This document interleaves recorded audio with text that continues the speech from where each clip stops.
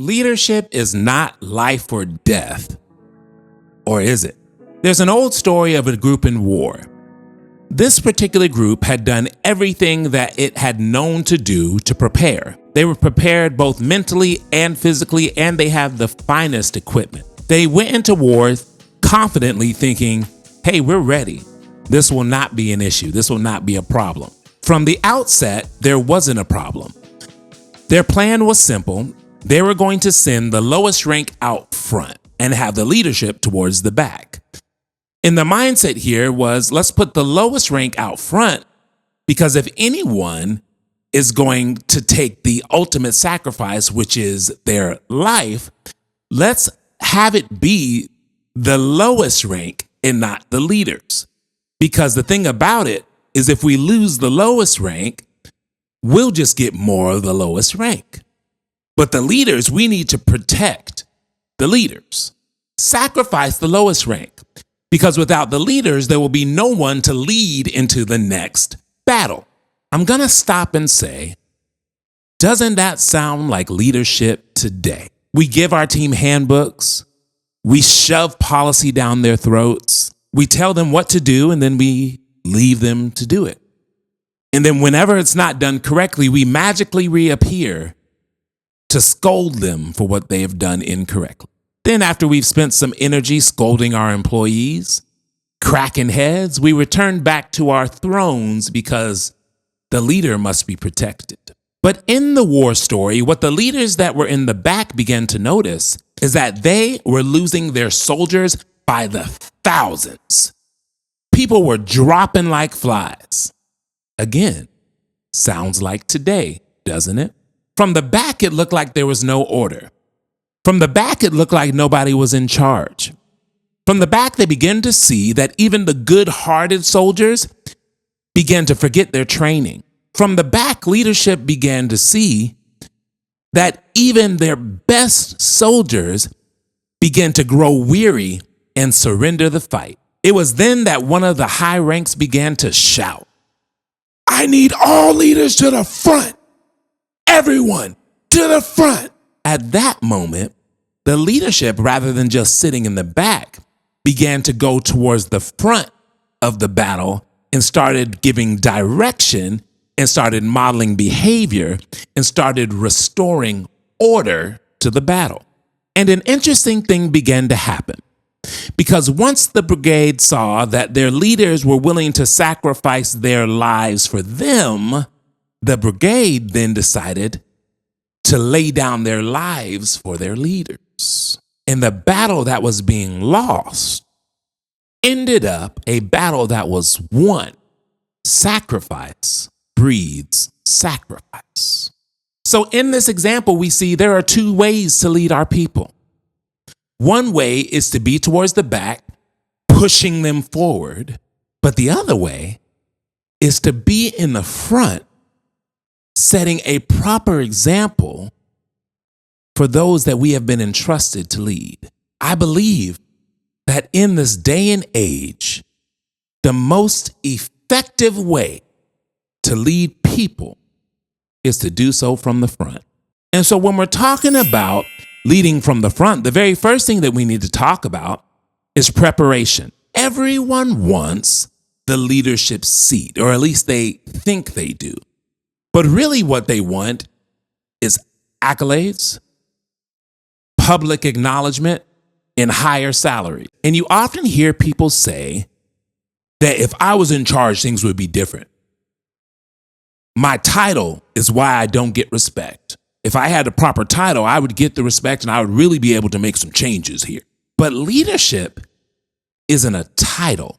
We've all been in situations where we've seen a leader rise up that didn't necessarily have the title of leader. They just had influence and they had a following. They had people that were willing to follow after what they were saying. Leadership isn't a title, but with the title comes an extra weight and responsibility.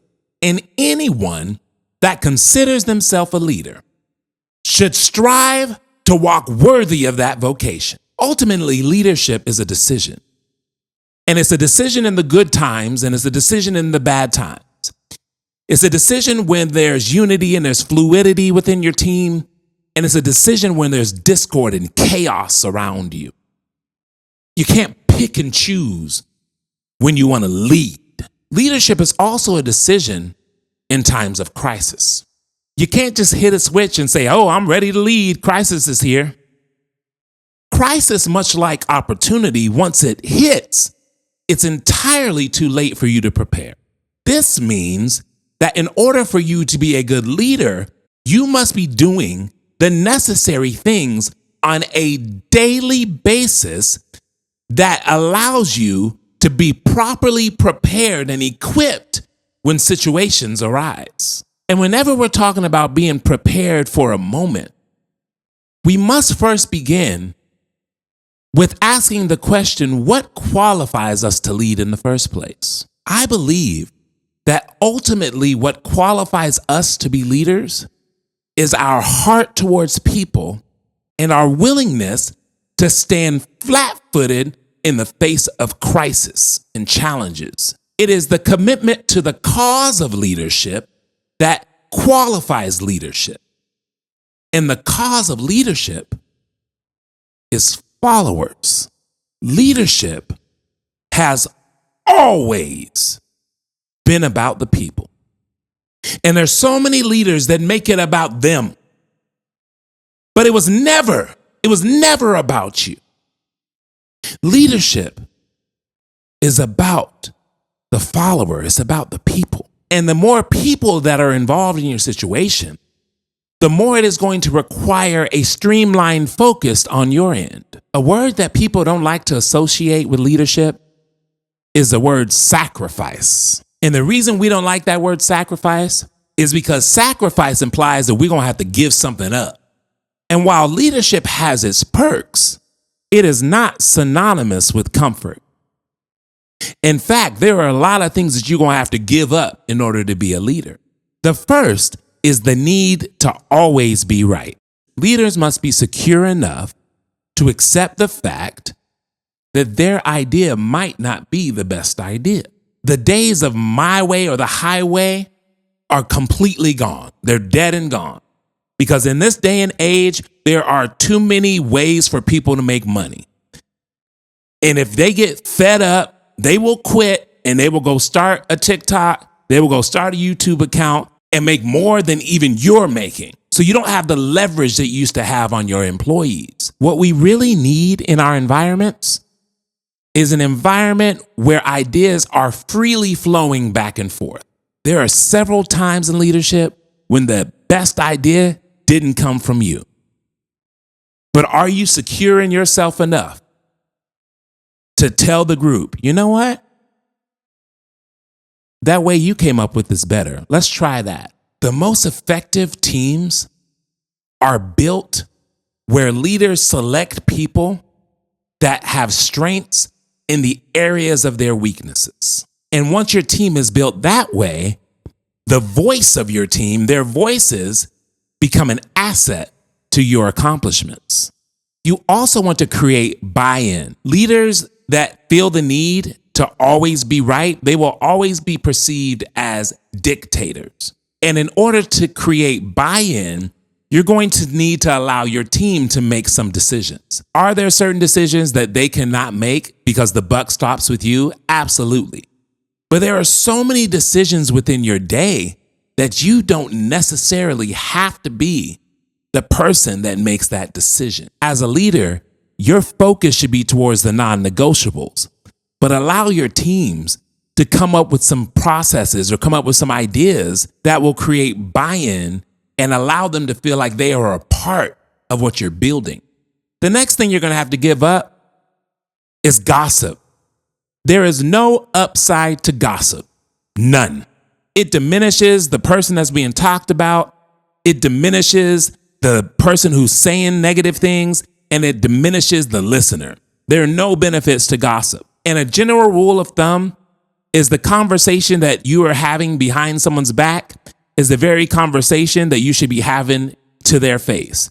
And if you would not have it to their face, you shouldn't be having it behind their back. But part of being a leader is knowing when to walk away from gossip. Because by choosing to be a part of gossip, you are actually co-signing on its right to exist in your environment. It is extremely important that you choose discretion in your day-to-day interactions. The ability to be discreet allows you to build relationships, and it allows you to build the trust that is going to be required for you to lead effectively. Because if I don't trust you, I'm not going to follow you. It doesn't matter what your title is. A leader's approach to gossip should be, I avoid inappropriate conversations. I stand against negative talk in public forums.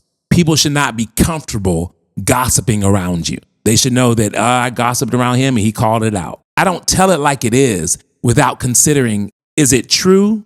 Does it tear down or build up? And is the person better that I've said it? The next thing to give up is the need for frequent praise. Leaders do their best because it's who they are, not because they're looking for praise. Now, as human beings, we tend to like praise. We tend to like receiving acknowledgement for the things that we have done correctly. However, the difference is when everything that we do is geared towards hoping to one day receive that praise. The work you do as a leader should stand for itself. And if the praise never comes, you should be able to rest in the arms of knowing that you did a job well done and that you impacted the followers. One of the things you'll notice is the higher you go up in the leadership ranks, the less frequent the praise is. At the junior level, there's consistent encouragement. There should be consistent encouragement. But as you grow in the ranks, people expect you to do the job. And so the praise just isn't as frequent. The next thing you want to give up is what I like to call permissive distractions. Simply put, a permissive distraction is a distraction that you have allowed to exist in your environment. There are some things that require your attention and in turn end up being a distraction to your day. But a lot of things that distract us, we have complete control over. Whenever possible, we should choose to distance ourselves from those distractions. Here's the thing. The leadership seat is a noisy seat. There are constantly people talking to you. There are constantly people pulling on you. There is a consistent stream of need coming at you. There's a constant flow of opinions that you are also trying to filter your way through. And one of the best things a leader can train themselves to do is to think beyond the noise. To think beyond the noise is the ability to block out all distractions, the ability to filter through what's fake and what's real, and the ability to ultimately find a solution no matter what the situation is. There's a root to every single thing. And as leaders, it should be our goal to dig through the dirt to get to the root of whatever it is. Every leader should have time in their day to think beyond the noise. This is time where I don't take appointments. I'm not taking Zoom calls. This is my time just to think and to get clarity on some things. The next thing that you're going to have to give up is the fear of change. In the leadership seat, nothing stays the same. Things are constantly being tweaked and adjusted. People are constantly being developed. People are constantly joining the team, and then there are people that are leaving the team. There's a constant flow of movement. Systems are constantly being replaced by other systems that someone deems more efficient. And the challenge for the leader is to not resist change, but to lean into it. And even better than just leaning into the change, anticipate what needs to change and be ahead of the curve. The last thing you're going to have to give up if you're going to lead from the front is a lack of self-care. I used to be a server, and I was serving in this one restaurant where we had water pitchers. And one of the things that you would be doing is you'd be going through your section, you'd be refilling waters, but then you would run out of water. And when you ran out of water in the pitcher, it happened almost every single time another table saw you with a pitcher and said, "Hey, can I get some water?" And you have to stop and look at them and say, "Hey, this pitcher's empty, and I cannot give you what I do not have. I cannot pour from this empty pitcher.